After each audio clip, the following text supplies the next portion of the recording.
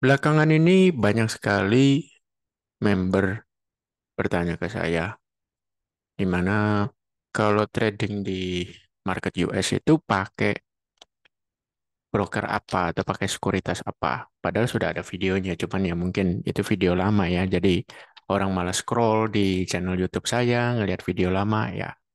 Seperti itulah kadang kenyataannya ya. Nah, video ini saya buat sekali lagi untuk menjawab banyaknya pertanyaan. Ya, jadi bukan cuma terkait dengan nama brokernya, tapi juga kenapa tidak pakai yang lebih sering dibahas oleh konten kreator di channel YouTube ya, tentang broker-broker yang mereka pakai untuk trading di saham US. Jadi yang saya gunakan untuk trading saham US, brokernya adalah Interactive Brokers. Kalau Anda browsing dengan menggunakan browser tanpa diutak-atik pingnya lah, apa IP-nya lah.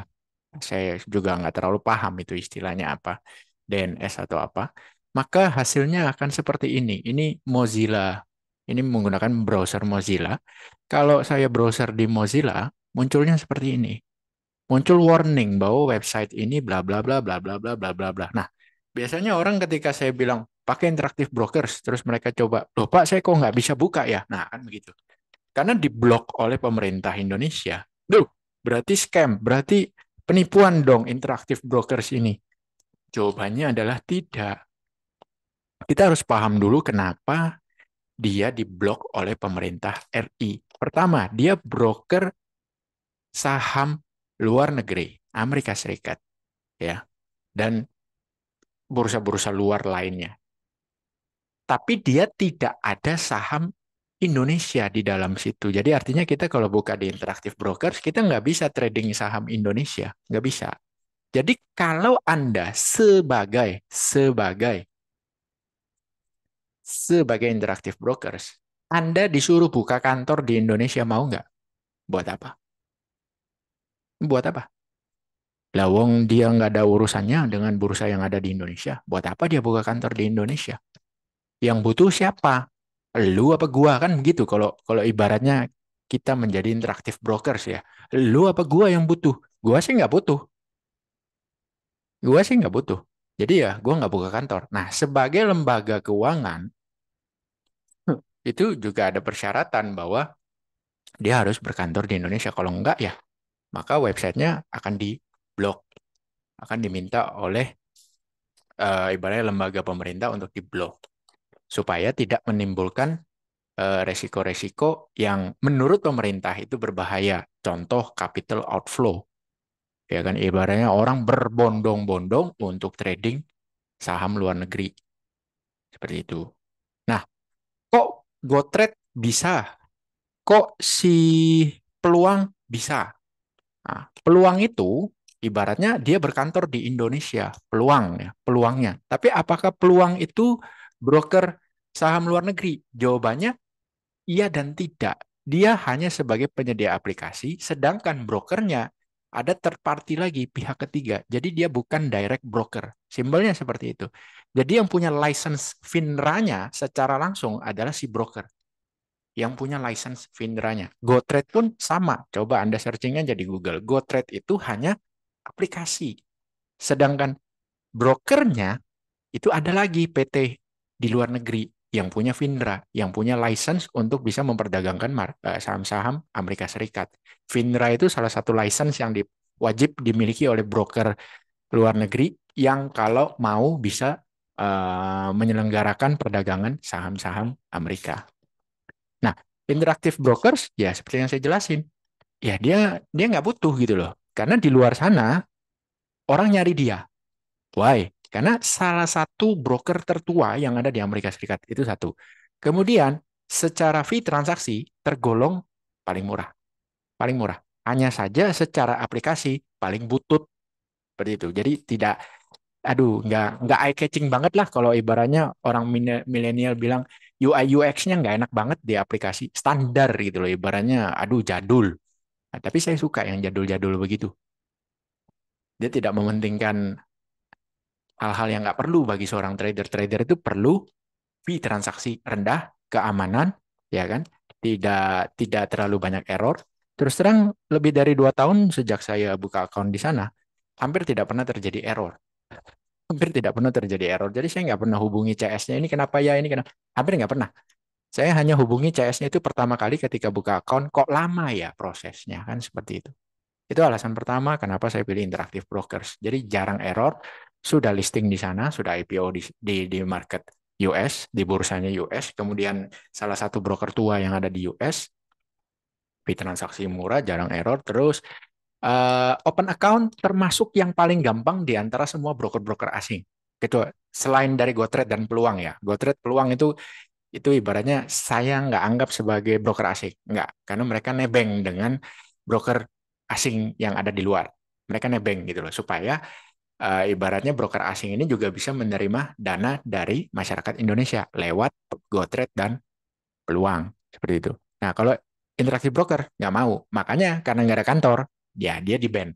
Tapi kalau Anda pakai Google, pakai Google Chrome, terus Anda ke menu setting sini ya, yang tiga titik sebelah kanan atas, terus Anda ke setting, privacy and security, kemudian scroll ke bawah dikit, lalu Anda cari security. Di security ini Anda coba rubah yang ini.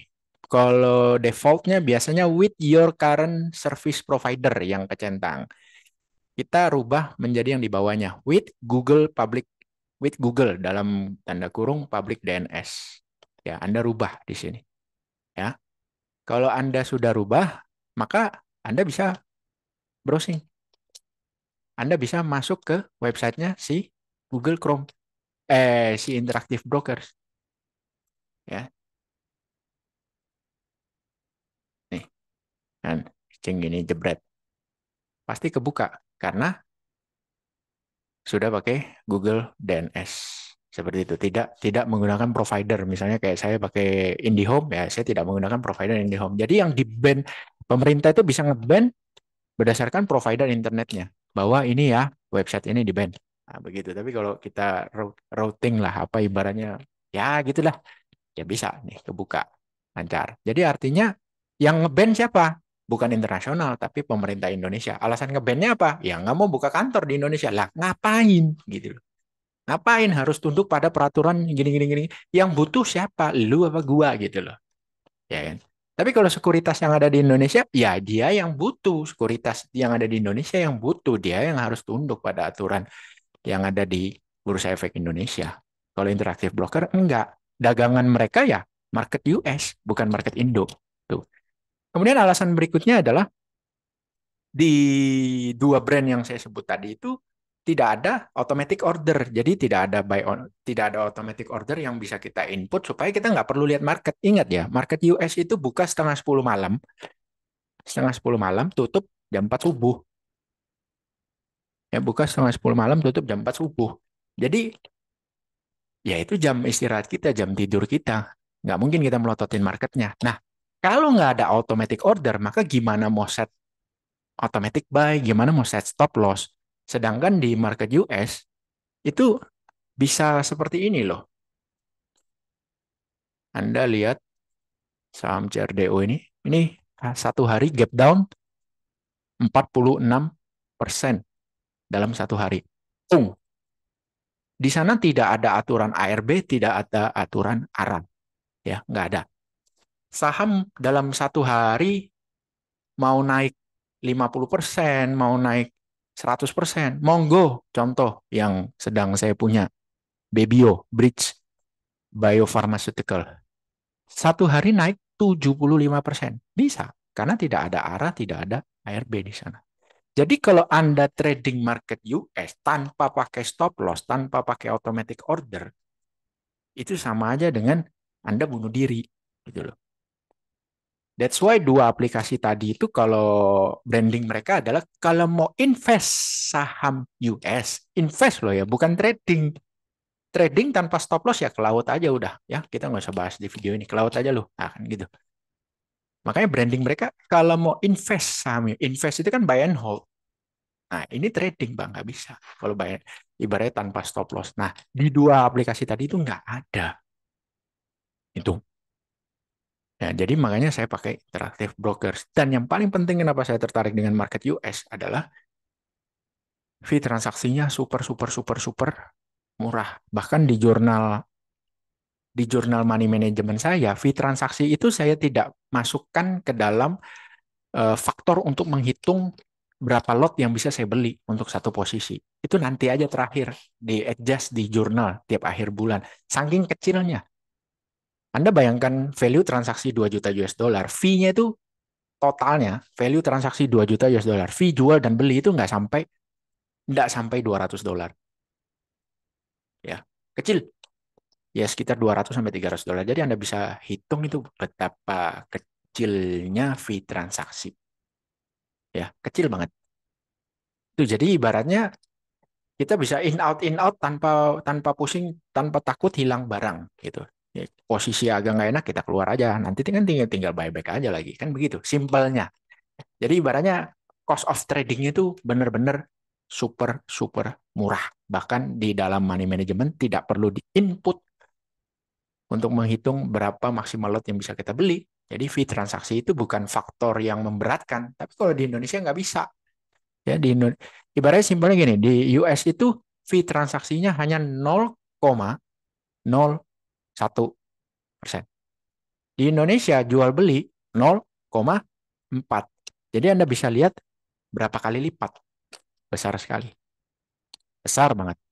Dan fee transaksi murah itu kita tidak perlu request. Itu sudah ibaratnya menu, ya ibaratnya nggak perlu request spesial lah. Kalau di Indonesia kan, oh saya mau fee begini gimana? Oh ya kamu harus transaksi sekian M, baru saya bisa kasih kamu fee sekian. Ya kan? Itu kalau di Indo. Kalau di sana nggak, otomatis makin banyak jumlah lembar saham yang Anda perdagangkan dalam satu bulan, makin kecil lah biaya transaksi itu. Itu otomatis sudah ada di tabelnya, sudah diperlihatkan oleh Interactive Broker. Jadi Anda udah nggak perlu lagi nawar atau nego apa segala macam. Itu langsung dikasih begitu saja. Ya, simpelnya seperti itu. Jadi nggak perlu request lah. Nah, itulah alasan-alasan kenapa saya trade di saham luar dan kenapa saya pilihnya Interactive Brokers. Yang Anda lihat ini bukan milik Interactive Brokers ya, platform chartingnya. Ini punya TC 2000. TC 2000 itu juga merupakan salah satu broker saham di luar negeri, ya, saham US. Makanya Anda lihat di sini kenapa praktis, karena saya nggak punya account di sana. Saya nggak punya account di TC 2000. Ya, TC 2000 juga broker. Yang saya punya account adalah di Interactive Brokers. Yang saya pakai di TC 2000 hanya chartingnya saja. Saya bayar subscription setahun itu kalau nggak salah 1000 US lebih atau sekitar 900-an dolar ya per tahun ya. Karena saya suka dengan kecepatan dia melakukan screening dan efisiensi waktu yang luar biasa. Anda bayangkan 6.500 lebih emiten yang harus di screen itu kalau nggak ada pakai stock screener kacau balau. TradingView tidak bisa. TradingView itu tidak ada stock screener yang ibaratnya bisa Anda input parameter-parameter sesuai yang Anda inginkan. Nggak bisa. Dia template-nya sudah ibaratnya kalau Anda mau screening pakai moving average ya yang ada ini di kita MA20, 50, 100, 200. Nggak bisa Anda screening. Saya mau cari saham yang di atas MA89. Nggak bisa. Ya. Kalau TC 2000 bisa di coding. Ya Anda bisa coding, ada input parameter apa yang Anda mau bikin, terus scan berdasarkan parameter itu bisa. That's why saya pakai TC 2000. Ya, karena paling enteng, paling cepat prosesnya, paling gampang. Anda lihat proses dia scan, misalnya saya suruh dia scan gini ya. Saya tinggal klik refresh, jebret, udah selesai dia scan. Saya tinggal ibaratnya seperti ini, satu persatu saya ngelihat, tak, tak, ya. Hmm. Efisiensi waktu yang luar biasa untuk melihat 300 saham nggak nyampe 15 menit. Ya, saya tinggal pencet eh, panah ke bawah aja. Dia akan ganti terus chartnya seperti ini. Efisiensi waktu yang luar biasa. Jadi itu. Nah, pertanyaannya kenapa tidak ada auto order di peluang dan GoTrade? Karena mereka menargetkan investor retail. That's why mereka tidak mematok minimal depositnya berapa. Interactive Brokers pun juga sama, tidak mematok minimal depositnya berapa. Anda mau deposit $100, silakan, gak ada masalah. Mau deposit $10, silakan, gak ada masalah. Ya, nggak ada minimal Anda harus deposit berapa itu nggak ada. Tapi ada aturan bursa, ingat ya, aturan bursa. bukan aturan sekuritas, ya, bukan aturan broker, tapi aturan bursa. Yang intinya, kalau Anda tradingnya kurang modal tradingnya nih ya, kurang dari 25.000 US dollar, ya, kurang dari 25.000 US dollar, maka Anda tidak boleh day trade lebih dari 3 kali dalam 5 hari bursa. Ya, kalau kurang dari itu. Nah, ketika Anda langgar, ya, ketika Anda langgar aturan tersebut, Anda akan disuspend account-nya. Account disuspend, tidak bisa beli, ya, tidak bisa jual. Omong kasarnya begitu. Apakah duitnya juga tidak bisa di-withdraw kalau masih ada duitnya? Itu saya nggak tahu. Saya nggak baca dengan detail.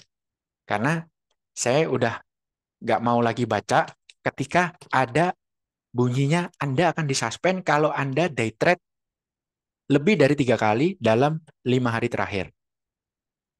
Ya udah, saya nggak baca terusannya dah. Saya nggak mau dibatasin begitu.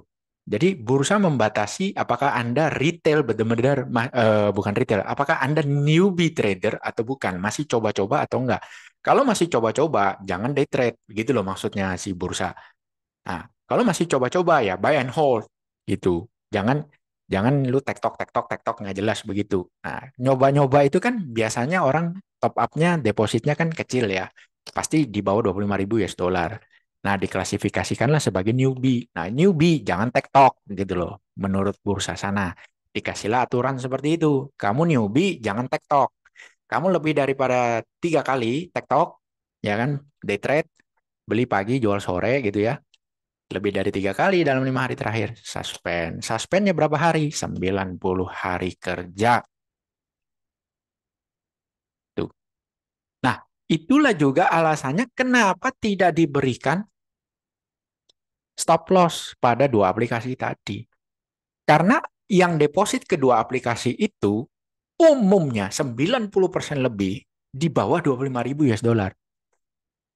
Even YouTuber-YouTuber yang ibaratnya mencoba membahas dua aplikasi tadi, kalau mereka perlihatkan equity-nya, Anda tinggal hitung aja, ada nggak di atas 400 juta? Nggak ada. Mereka kan tesnya ya 100, 200, 100, 200 juta. 25.000 US dollar kan udah ibaratnya 375 juta lah kalau dengan kurs 15.000. Maka tadi saya bilang, ada nggak 400 juta gitu loh. YouTuber-YouTuber yang mencoba membahas dua aplikasi tadi. Kebanyakan kurang dari itu. Nah, kalau kurang dari itu kan berarti kurang dari 25.000 US dollar. Ketika dikasih stop loss, maka ada potensi orang itu bisa aja beli pagi, terus sorenya kena stop loss. Dihitunglah sebagai day trade 1 kali. Besok begitu lagi 2 kali. Lusa begitu lagi 3 kali. Itu ada potensi suspend. Nah, kalau sudah suspend kan repot urusannya. 90 hari kerja, Pak. Makanya sampai detik ini gak dikasih itu fitur stop loss. Dan dari awal juga gimmicknya mereka, apa ibaratnya marketing mereka adalah invest saham luar negeri, bukan trading saham luar negeri. Tuh. Kalau broker yang benar-benar broker langsung untuk trading market US, itu pasti semua ada fitur stop loss-nya, auto order untuk stop loss. Ya, karena sudah di warning nih ketika kita buka account pertama kali. Ini ya ada aturan PDT. Warning itu pun muncul based on kita top up berapa. Ketika dia lihat top up kita, total equity kita di bawah 25.000, dia akan notifikasi. EU di bawah 25.000 ya, hati-hati ada aturan PDT rule. PDT rule, lo begini, begini, begini, begini. Yang tidak boleh kamu lakukan ini. Kalau kamu langgar, ini hukumannya. Nah, seperti itu. Jadi udah tahu gitu. Nah, kalau kalau dikasih begitu di market ibaratnya konsumen Indonesia ya akan berpikir panjang kan untuk buka atau coba-coba di sana karena waduh ya seperti itu. Makanya lebih baik nggak dikasih fitur stop loss-nya itu.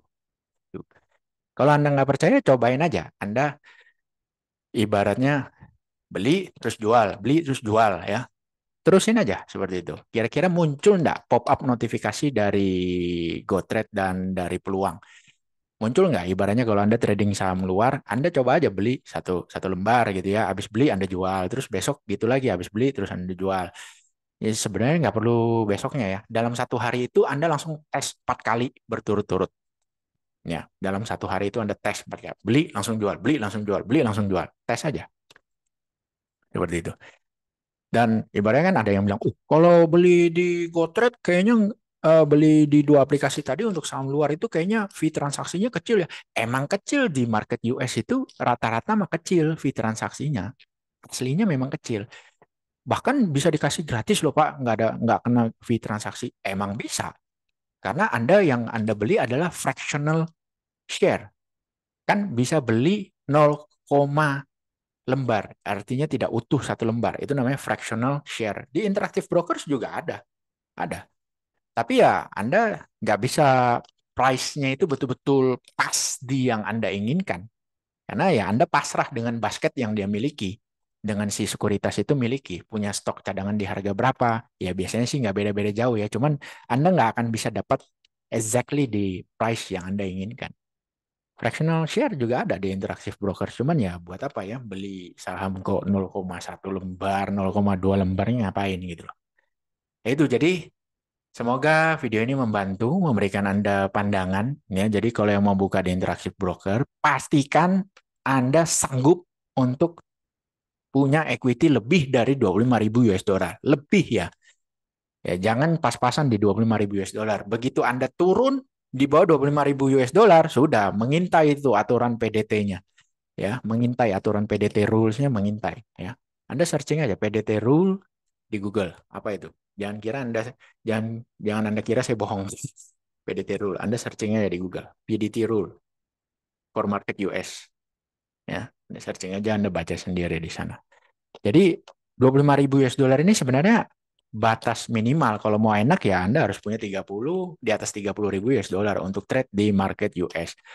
Dan saya sejak awal juga memang tidak tidak tidak mau kalau broker itu nggak ada stop loss-nya.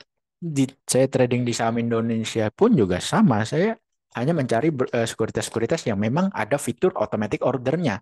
Nggak semua sekuritas punya. Kalaupun punya, seberapa sering dia error. Itu juga penting. Jangan ibaratnya kasih saya fee murah tapi sering error. Nggak guna. Gitu. Ya, lebih baik fee-nya mahal sedikit tapi jarang error. Kan seperti itu. Ya, karena ya itu penting banget. Satu-satunya cara saya bisa trading sambil saya ngerjain yang lain, aktivitas yang lain tetap jalan. Nggak perlu tungguin market, nggak perlu pantangin monitor laptop setiap saat. Ya, nggak guna itu. Oke, semoga bermanfaat bagi Anda dan see you on the next video.